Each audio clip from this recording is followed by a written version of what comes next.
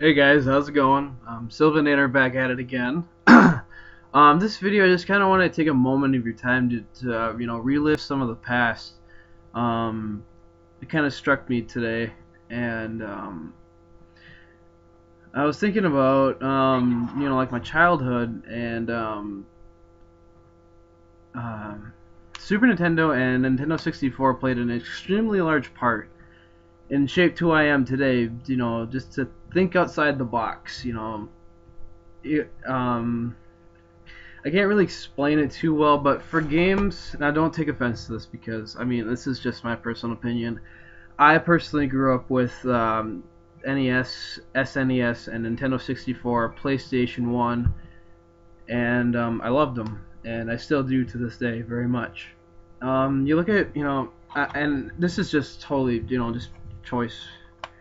You look at games like Black Ops 2 and Battlefield 3. They're the modern shooters. They're today's modern shooters.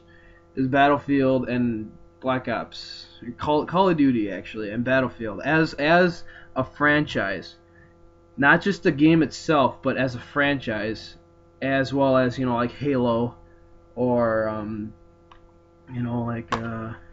Far Cry 3, revolutionizing today's modern shooters. Now, don't get me wrong; these are great games. These are really great games, but they don't, as graphically and gameplay. How fast they move, how fast the game pace goes. Back in the day, as some of you may well know, you can't really compare games like Black Ops or Call of Duty or Battlefield. Back then, they had this. They had GoldenEye. It was four players on one screen. It wasn't 8v8 16 player online. It was just four players on one screen. And that's what they had back in the day. And to my opinion, I would totally play GoldenEye over Battlefield or Black Ops, in my opinion. Correct me if I'm wrong, but it also started out, which I really liked. It also started out with Doom. I think Doom and Wolfenstein really paved the way for first-person shooters, in my opinion, because they were the first ones that I knew about. I knew about Wolfenstein when I was about 7, and I know it came out earlier when I was a kid. It came out before when I was born, as well as Doom. But they were the first-person shooter games that I really got accustomed to and that I really liked. You look at action-adventure games like a really popular one right now, Assassin's Creed 3.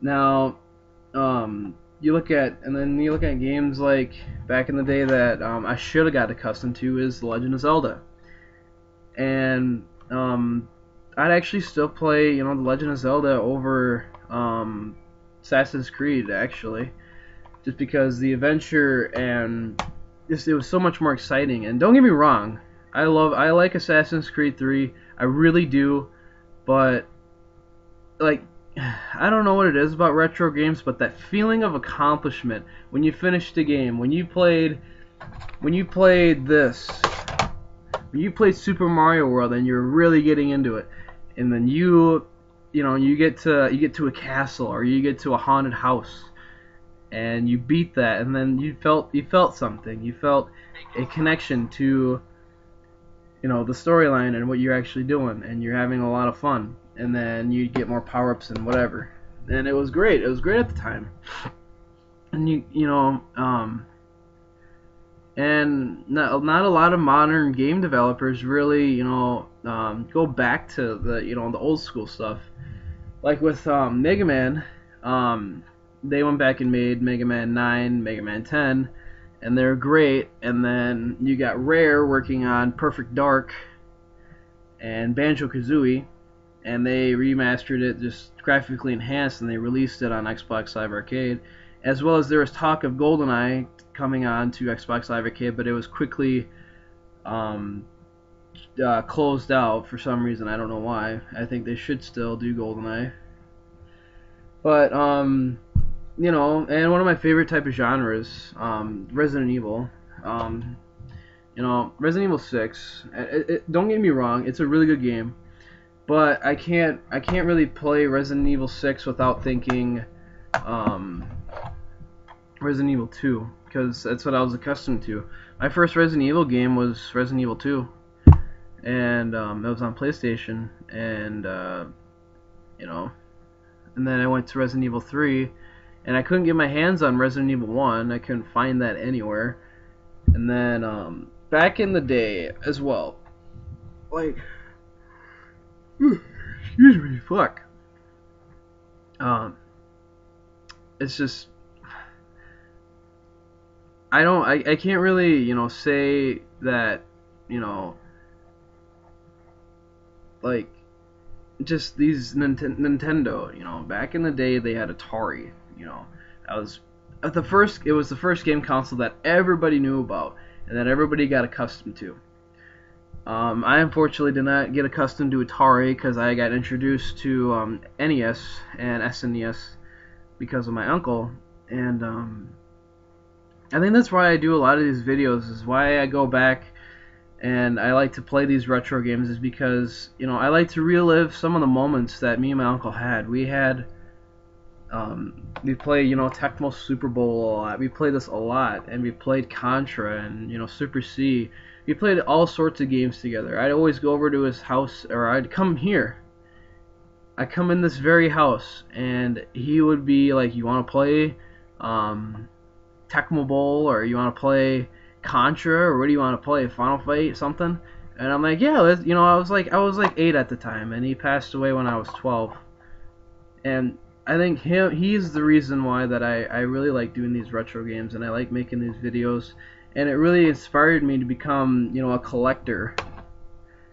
I don't have too much of a collection right now, but just reliving these. And then I thought to myself, I think it hit me when I finished Ocarina of Time for the first time. I think that was last week, and it really hit me because I was like, I haven't really felt this much of an accomplishment back until when I was back on the Super Nintendo. It didn't really hit me. It didn't faze me at all. Nothing. And you got games like that, and the cool thing is that these Nintendo games really set way to like the modern games. You can compare Resident Evil 2 to Resident Evil 6, even though they're on the same franchise. But this is a true survival horror. You had to manage your ammo, you had to manage your herbs, your inventory, everything. Then you'd have to like go through the police station, and you'd have to like figure out if you wanted to kill them, and you had to actually survive. And it was a horror. It added that horror type of feeling to it. GoldenEye, in my opinion, really set way for some of the shooters, modern shooters today, as well as Doom and Wolfenstein 3D. Set really way for, like Call of Duty or Battlefield, as a matter of fact. Conker's Bad Fur Day really set way for originality in games. You got games like more recent, like Psychonauts or Banjo-Kazooie, even though they're made by the same company, by Rare. Yeah, it's the most original game that I've ever played. And that's why it's so fun. Zelda really set way for, and this was back on the NES too. This was back from Zelda 1 and Zelda 2, Link to the Past, and then this one, and then as well as Majora's Mask. Really set way for the games like action adventure, like Assassin's Creed. It really set way for action adventure games today, in my opinion. And Tecmo Bowl really set way for, in my opinion, for football games. I think this is the best football game I've ever played. I can't play Madden 13 because, well, to be honest, I suck. I will admit that. Super Mario World, as well as Mario from Mario 1, Mario 2, Mario 3, set way for platforming games. And that's what a lot of games today are based off of. They're trying to, recreate Mario with his power-ups and, all this stuff. Final Fantasy 3 really set way for the storytelling and RPGs, in my opinion. Even though I just picked this one up a couple days or a week ago. And